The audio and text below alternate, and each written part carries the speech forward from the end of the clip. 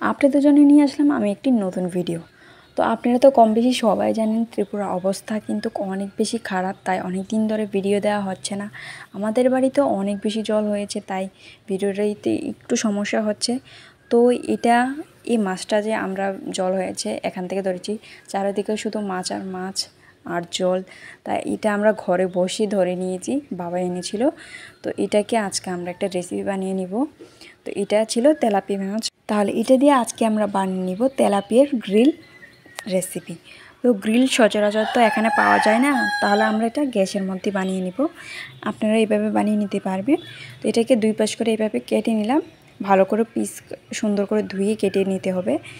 তারপর নিয়ে দিলাম আদা বাটা, পেঁয়াজ বাটা, লঙ্কা বাটা দিয়ে দিলাম।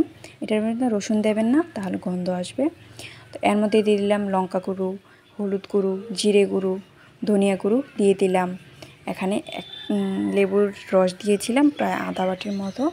তো দিয়ে দিলাম ধনিয়া কুচি আর দিয়ে দিলাম পেঁয়াজ কুচি।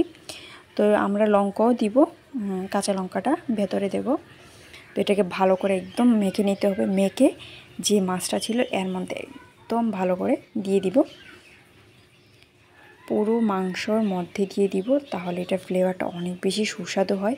তো আমরা এটা প্রথমবার ট্রাই করেছি, সবাই দেখছি এটাকে ট্রাই করছে, তো আমরা এটাকে ট্রাই করব আজকে। তো এটাকে ভালো করে এইভাবে আমরা সুন্দর করে এটা মিক্সতে বানিয়েছিলাম, এটাকে ভালো করে এভাবে দিয়ে দিব। ভালো করে ম্যারিনেট করে আমরা এটাকে 5-10 মিনিটের মধ্যে ম্যারিনেট করে রেখে দিব।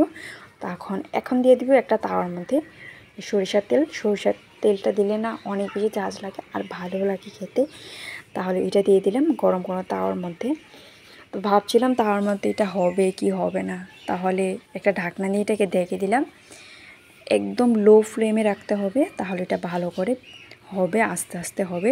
বেশি তাড়াহুড়া করলে এটা পুড়ে যাবে আর খেতে ভালো লাগবে না। তো ভালো করে আমরা একদম সুস্থ মতো আমরা এটাকে উল্টে দিয়েছি, কারণ এটা উল্টাতে অনেক বেশি সমস্যা হচ্ছিল। তো ভালো করে উল্টিয়ে পর তো দেখলাম এটা হয়ে গেল। একদম লো ফ্লেমে রেখে দিবেন, তাহলে এইদিকে দেখছেন আমাদের এই রেসিপিটা অনেক বেশি দেখতেও সুন্দর লাগছে, অনেক বেশি ভালো লেগেছে খেতেও।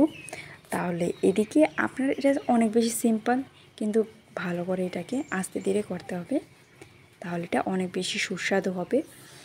তো আপনারা যারা আমাদের এই নতুন ভিডিওটি দেখছেন, প্লিজ আমাদের চ্যানেলটিকে অবশ্যই কিন্তু সাবস্ক্রাইব করে দিবেন।